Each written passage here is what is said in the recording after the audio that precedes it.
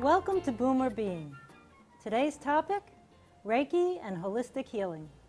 Clear and Now is a holistic healing center in Andover, Massachusetts, a collaborative of practitioners dedicated to helping people find their path to healing in conjunction with traditional medicine. My guest today is Reiki Master David Eyerman, owner of Clear and Now. David is also a practitioner of several other healing arts, including Chinese medicine, and is a licensed acupuncturist. David joins us today to discuss his approach to holistic healing and to explain and demonstrate Reiki for us. Welcome, David. Thank you. It's good to be here. Same. Nice to have you. So tell us, what is Reiki? What is Reiki? So the way I like to define Reiki is by literally translating the word over from Japanese. So we know that words in Japanese are broken down to syllables, and each syllable may not be very clearly translated directly over to English, so because they're pictographs. So the syllable rei is often used to mean universal or spiritually guided or God-centered, that sort of large sense. And ki is someone's energy. So we all know what it feels like to have a lot of energy, feel energized. We all know what it feels like to feel lethargic, low energy. So ki is basically what is your energy. So together, Reiki is this universal energy. It's just everywhere. And the idea is that when you receive Reiki, you are just receiving this universal energy right into your system. So normally, the way the body generates energy is through digesting food, through exercise, through sleep, sometimes through a really good conversation or a movie or a book. But most of those are active processes. We actually have to do something. But Reiki is a very passive process. So when you're receiving Reiki, you're receiving energy in its raw, natural form, which allows the body then to heal itself. It's basically you fill up the body's gas tank, and the body's got a very natural wisdom on what it needs in order to heal. If you cut yourself, the body knows how to heal itself. You have certain aches and pains. You get a cold, the body knows how to get rid of it. But when we're depleted, when we have stress and all these things going on in our life, it makes it harder for the body to regenerate itself. So when someone receives Reiki, they're getting this raw energy right into their system, filling up their gas tank, and the body then can have their natural wisdom to do what it needs to be done to feel better. Sounds good. Yeah, it's really great. So you are a holistic healer. Yes. Can you explain a little bit about that to us, and what, as a follow-up, what would bring people to your office for holistic healing? Sure, I will go the other way. So people generally come to our office, for the most part, they've gone the route of Western medicine, allopathic medicine, and they are hitting walls. Whether the doctor just says, just take this medicine, or you're going to be taking this for the rest of your life, or I just think we need to have surgery, or all the tests come back normal, and the client says, I know that there's something wrong. I have this pain, I have this issue, and all the tests come back normal. So a lot of times people come to a holistic medicine as Western medicine isn't working for me. Personally, I'm not against Western medicine. I think it's really fantastic. I think it's got tremendous capability and tremendous power, but it can't fix everything all the time for all the people. Mm-hmm. And holistic medicine includes Western medicine. So the way I look at holistic is we're looking at all angles. So we want to look at mental, we want to look at physical, we want to look at emotional, we want to look at spiritual, at any particular issue. So we want to come at a particular issue from as many angles as we can. That way we have the best chance for success. It's the idea that a village can help this person, not necessarily one particular thing in one particular way. So for me, I like holistic healing for that exact reason. And I have trained in lots of different modalities, but I don't know everything, and I can't profess to know everything. And so I work with a really wonderful team of other practitioners, and even within our center, we can't do everything for everybody. So we're all about finding as big a collaborative approach as we can to help people deal with whatever issue is coming up for them.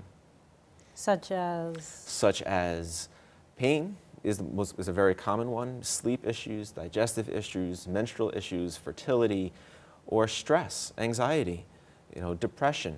Really, anything under the sun is possible for us.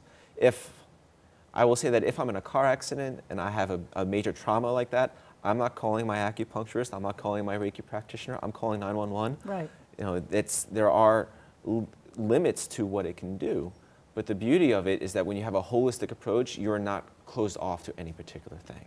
So I will definitely recommend to some clients to go see a Western MD for particular issues, or go see a psychotherapist for particular issues, because we want to have as much information as possible to arm the client with information so they can make the best decision for themselves. So we have a lot, our audience is baby boomers. Yes. So if someone had arthritis, aches and pains, sore knees, Yes. you get my drift. Yes, yes, and yes. This is for them? Absolutely. It's for anything, and it doesn't matter young or old, it doesn't matter any religion, it doesn't matter any gender, it doesn't matter any background at all. This idea is, who are you and why are you out of balance? And so what holistic medicine does is we have as many tools as we can in our bag to try and get you back into balance. And your issue, whether it's arthritis, whether it is bursitis, whether it's insomnia, whether it's menopausal symptoms, whatever it is, we want to come in from as many different angles as possible to help you find that balance again, which will resolve your particular issue. Does that apply to men and women? Absolutely. Children? Certainly. Absolutely. Anybody can be out of balance. Oh, I didn't know. Sometimes there's age parameters. No age parameters? No. We would treat children differently than adults, but we treat each person individually. So when someone comes into my office, I might have worked with 5 55-year-old women in a row, but I treat each one differently because of what their needs are, who they are, what their particular chief complaint is, and what resources they have that can help get them back to where they need to be. And what does each client need to know before they come into your office? For example, what to wear, etc. So with Reiki, it's done fully clothed, and the entire process is about being comfortable. So it's about one where you're just sitting there and receiving Reiki. So it is not a process where you have to do anything. So be comfortable. As far as what to know beforehand, not much. It's the really beauty of it. It's not an active process for the person coming in. To know that they want to feel better. That's the biggest thing. I want to feel better, and I'm open to the process. They don't have to believe in it. They don't have to know all about it. It's however they come in, we're going to walk with them and create a safe environment for them to step forward in a way. Well, I know we're going to have a little demonstration in a few minutes. Yes. Could you describe first for our audience a little bit about what a course of treatment might look like? Sure. Great. Well, an individual session comes in, and whether it's my first time working with somebody or whether I've worked with somebody for a long period of time, I will get a sense of where they are that day, what particular issues are up, whether it's an issue they've been facing for 5 years or 5 minutes, what's going on in their life right now, just so I have a sense of what they want to work on, where are they mentally, where are they physically coming in. And then the process of Reiki is one where they lie on a massage table, a Reiki table, massage table, and I'm just gently laying my hands on or above the person to their level of comfort. And it's different from massage where I'm not working into the muscles. It's not big movements. It's very gentle. It's as if I'm just laying my hand here gently on the table, laying my hand gently on my shoulder, and that's all that it looks like. And so it's to a level of comfort of the person. So they're on the table for probably about anywhere from 30 to 45 minutes, depending upon how much time we have and how much talking we do. We generally work front and back based on their level of comfort. We have a little short time afterwards to debrief how they feel, and we go from there. A course of treatment varies from person to person. It is folly for any practitioner to say, in 4 sessions, this is what to expect. Exactly. In 5 sessions, you'll be healed from this. Right. Anybody who says that is missing the point of the X factor, and that's the individual person who's coming in. So if someone comes into my office, I can treat them, but how they react is entirely based on their system.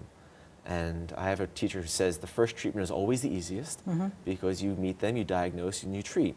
The second one is always the hardest because you need to see how they reacted to the first treatment and then make an adjustment, because that's where the X factor of the client starts to show up, and how are we going to together move forward.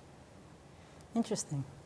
Well, I'm glad you mentioned it's, a simple, placing of the hands on or above, the body, because I wasn't aware before, we met, And it's good to set the audience's expectations that they're not going to see, like you said, working a muscle or any, huge amount of motion. They're going to see a very, mellow practice. Yes, it is visually unappealing is what the process is, because what is happening, it looks very much just like I'm having my hands on your shoulders. It does not really look like anything, but it doesn't need to look like anything in order for it to work. And I have found, I've been practicing Reiki for a number of years, and I found that the best way for people to fully understand what Reiki is to actually experience it themselves. I can talk for a long time about it, and eventually it turns into an exercise of abstraction, intellectual abstraction. We're just talking ideas, and it's like trying to describe what a sunset looks like to somebody who is blind. I see. Or someone, well, how do you describe what an orange tastes like? Until you actually experience that and you feel what it tastes like to hit your taste buds, now you have a place to go from. Well, why don't we do the demonstration? Wonderful, let's do it. Okay. All right, so we'll demonstrate Reiki here with Leslie. Now, Reiki can be done sitting up, lying down, really in any different position, which is very comfortable for people who are in wheelchairs or have different physical restrictions. But for this simple practice, we'll just have Leslie sitting here in the chair. And during a Reiki session, I will put my hands on pretty much everywhere on the body. Obviously, the certain areas we will respect always. But for this purpose, I will just place my hands right here on Leslie's shoulders. And for anybody who's watching, this is not a very exciting process. All I'm doing is a very subtle energetic technique, sending Reiki to Leslie. And Leslie, can you describe what you're feeling? Well, I would say warm hands. I would say relaxation, deep relaxation, almost like heavy hands equals warmth. Super. These are the very common things that people say when they experience Reiki. There's a sense of warmth, a sense of comfort, a sense of being hugged, essentially, in a very simple way. And it's a very subtle process, but can be very deep and profound. So in a typical session, I will stay in a particular hand position for a couple minutes, then I will move to another one, and to another one, to another one, for the entire time somebody's on the table. But for this demonstration, we'll just have Leslie sit here for a couple minutes, receiving this. And what's nice about this is that I'm not giving her anything from me. I'm just a tube to this universal energy going into Leslie. So it's completely non-draining for me. There's nothing that I'm actively doing to her. Not only is it a passive process for the person who's receiving Reiki, it's a passive process for the person giving Reiki. I'm just a channel for this energy, sending it to her and letting her body's natural wisdom do with it what it needs to do. Typical sensations are heat, warmth, comfort, ease, and from there, exactly what she needs is exactly what's going to happen, because this is activating her body's natural wisdom for her own healing.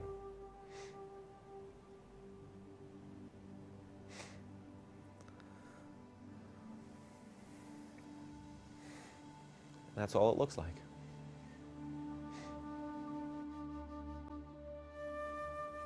Thank you for that demonstration. You're very welcome. How do you feel? I feel relaxed, but not as relaxed as when you invited me to your office. Right. So Reiki, I would say that's for two reasons mainly. So Reiki here was only done for a couple minutes. When you came to the office, we did it for about half an hour. The other thing is that we're in the middle of doing something right now. Right. So your body's taking that energy and saying, I'm doing something right now, so I'm taking that energy right to what I need to do. If someone receives Reiki and then goes out and runs 5 miles, all the energy that they receive, their body say, I had this energy, I'm using it for running. If you're taking that energy and you're lying down and relaxed, the body is already back into it's into its parasympathetic nervous system, back into the more rest and digest, the heal thyself part of the nervous system, so they can amplify the body's healing abilities. So what was it like? How would you compare it to the time when you came to the office? When I was invited to your office, I was in comfortable clothes, so it's more relaxed right away than sitting in a chair in a jacket. And you had me take off my shoes, and you started with my feet, and I immediately felt the warmth immediately. and it set the tone for that this is going to be a sort of a deep relaxation. And that's exactly how it went. I mean, by the time we were finished, I could have like napped. Mm-hmm. I was very, very relaxed. And like you said, here now I'm sort of in go mode. Right. So it couldn't possibly be as effective as, you know, in your office with music going and. Well, it is as effective, it's just effective in a different way. Yes. So you're still receiving the energy, but Right. because you are doing something, that energy is going to that doing. Yes. So typically after somebody receives a treatment, Reiki treatment, I invite them to take it easy that night, to do something nice for themselves, to have an easy dinner, to drink some fluids. Not because you need to have fluids or you need to have, you know, food, otherwise something bad's going to happen, but the idea of like allow yourself to really rest and let the energy heal you, let your body use that energy for healing through that time of relaxation. So this is a good place to ask you for your greatest success story, because I'm sure you've had a lot of clients come in that have really been needy.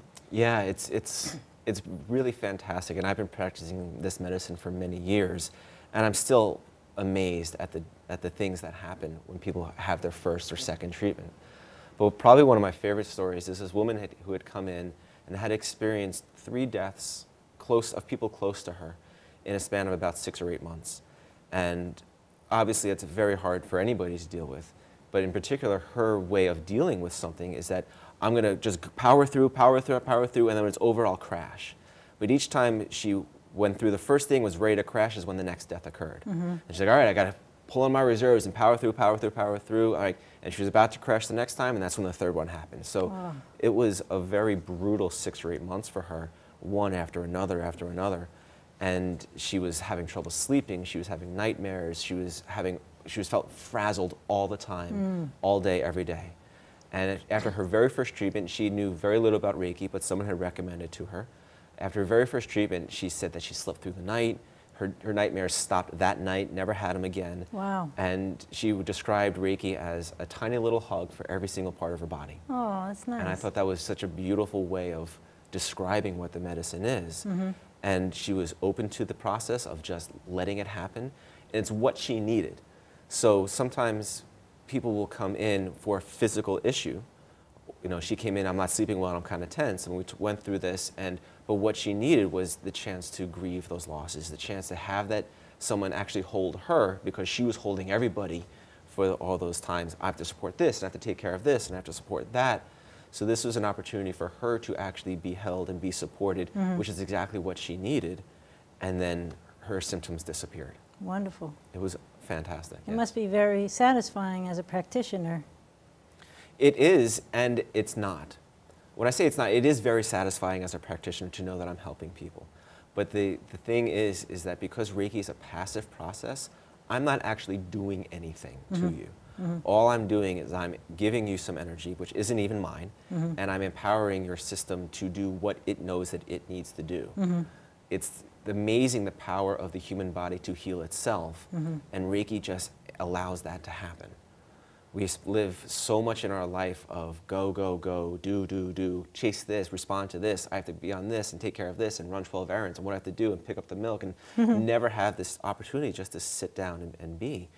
And so when someone comes in for a session, they have this opportunity to sit and be, and it's the first time for many people to actually have their body's natural healing abilities just to kick into gear. And Reiki amplifies that, and it can be really amazing. Now, you have a fascinating background. You went to a very prestigious school, Johns Hopkins. Thank you. You have a degree in, I think, mathematical sciences. And here you are in this holistic, you know, you're the owner of a holistic healing center and practicing this ancient art. So how did that transition happen? It's been a very interesting transition for me. So I am an engineer by heart. I'm a math major, like you said, and I look at things with a math skeptical eye, with an engineer's eye. Prove it to me. My father's a CPA. You know, what's the bottom line? And that's very much how I grew up, and I still have that mindset very much. And so it's a very interesting process for me to have arrived here. I was a computer programmer for a few years after college. I went and taught high school math for a few years. And I really thought I was going to be a math teacher for my career.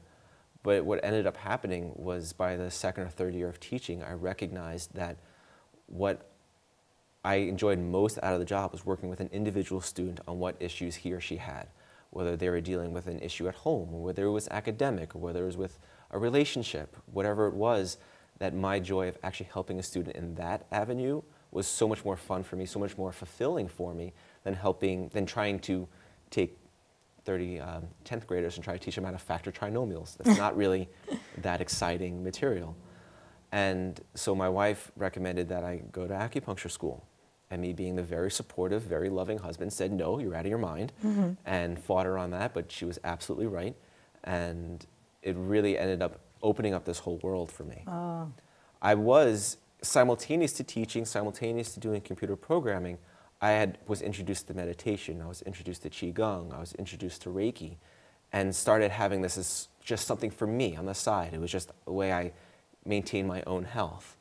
And then what it combined with, I wanted to work with individuals and help them, and it kind of all coalesced into this beautiful package of holistic healing. Wonderful.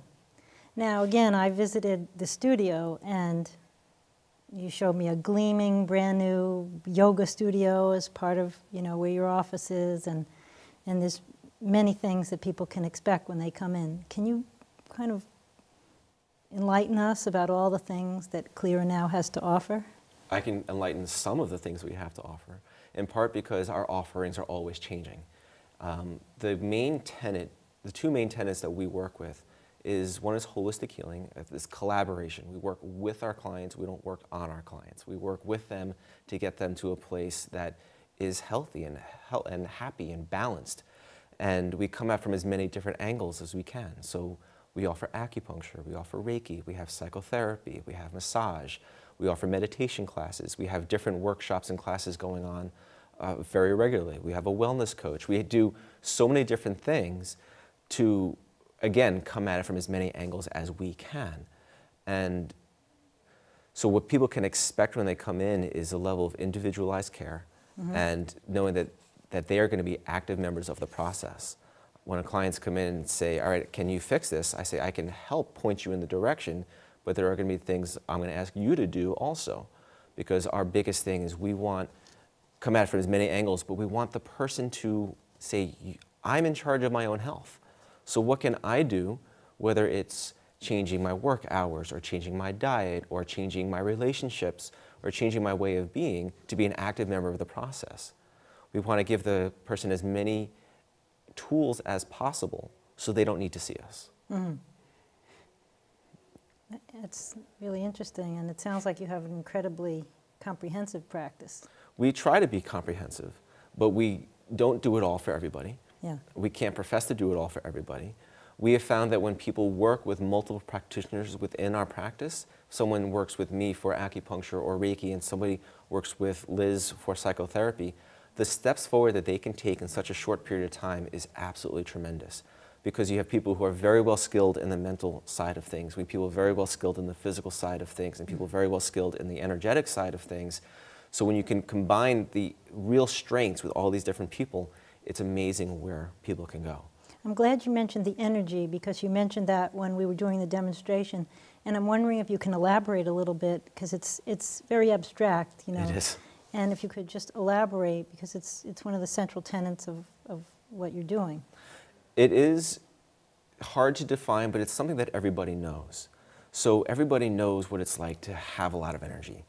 We know what it's like when we don't have a lot of energy. We know what it's like to feel, you walk into a particular room and the room just feels dark. The room feels scary. The room feels like happy and joyous. We know what that feels like, and that is a way that energy manifests.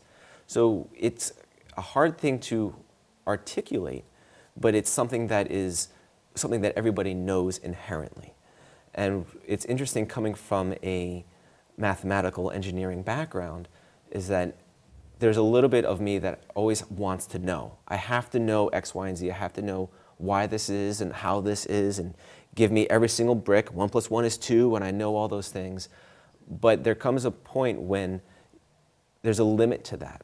Einstein had this great quote, and he said, listen, to describe what it sounds like, you know, what a piece of music sounds like, I'm paraphrasing here, to understand what a piece of music sounds like is to describe it as a variation of wave pressure or air pressure.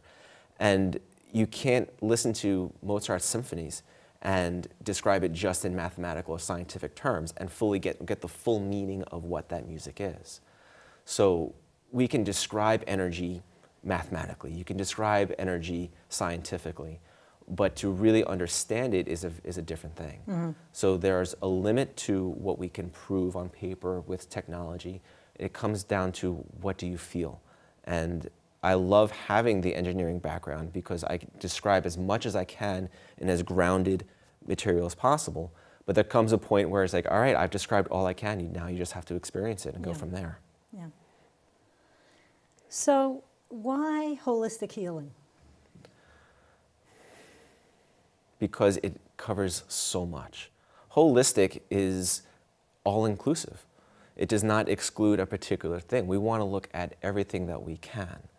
So what's the nice thing about Reiki is that it's giving you this energy. You're receiving this energy, and from there, you are using whatever you need. So whether you need to cry about something, whether you need to fall asleep, whether you need this knee pain to go away, the arthritis in your hands to ease, the body knows and the mind knows what you need. So it can't happen if someone comes in with insomnia and they just say, just take melatonin. But we want to know why it's there and look at it from so many different areas that we can. So why holistic? Because it's all-encompassing, because it doesn't leave anything out. It's not exclusive. And it strives for more. It strives for more information. It strives to understand you better so you can understand you better so you can feel better. Wonderful. Well, we're almost out of time, but basically,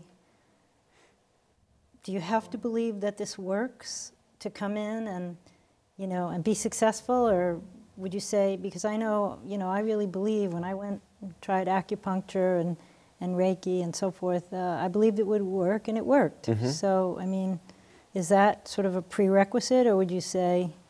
It is not a prerequisite. You don't have to believe it works. The only thing that I ask, or that helps a process, is if you are just open to the possibility that it could work. Mm-hmm. You don't have to believe it. The idea is that if you don't believe it, it may not work. If you don't believe it, it might work. But you have control over what happens to you to an extent. So if like, I don't believe it, I don't believe it, I don't believe it, then you're absolutely right. It's not going to do anything. You don't have to say, yes, this is totally going to happen, this is going to heal my everything, because it can't do that either. But if you're just open to the possibility that it could do something, it's amazing what you can be shown. I believe that. Well, thank you so much for being with us today. Thank you. It was a pleasure. David Eyerman from Clear and Now. And they have a beautiful studio in Andover, Massachusetts. We're going to put some basic contact information, website information up at the end of the show in just a minute or two. So thank you. Thank you very much. And thanks for being with us on Boomer Being. See you next time.